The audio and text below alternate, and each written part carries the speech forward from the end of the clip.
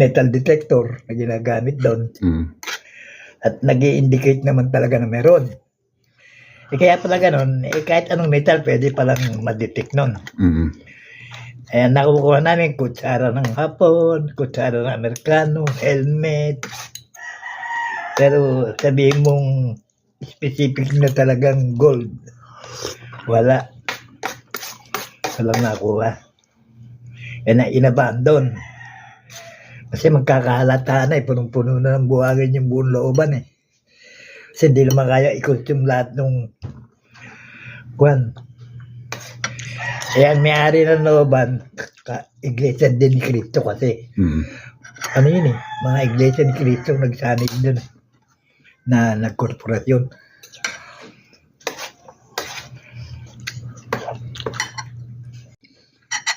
Nakakuha? Hindi dahil sa may nakuha. Nag-ano siya, parang nag-albularyo. Actually, anak yun ng aming head, yung pinakapunong karpintero doon.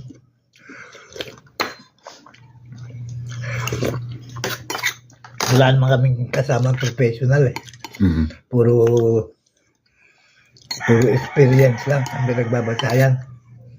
Karpintero, ansyaho, kusinero. Meron naman kaming 2 driver, taga-sisid.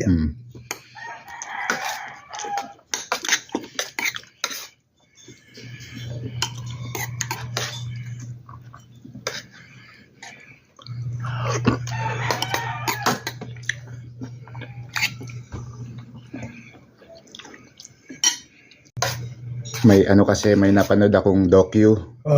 Pamagat The Treasure Hunter. Ano siya, taga UK yung Treasure Hunter. Foreigner, UK. Saan ang operation niya? Asawa niya Pinay. Sa Bohol naman sila nag-ano. Sa Bohol. Matagal, 7 taon sila naghanap. Actually, yung sinasabing nakuha ni Imelda sa Mindoro lang. Bago isang isla rin na pinagbaunan yata sila.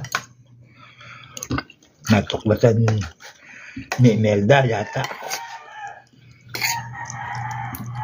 Yung ba yung Buddha? Baka yung Golden Buddha yun.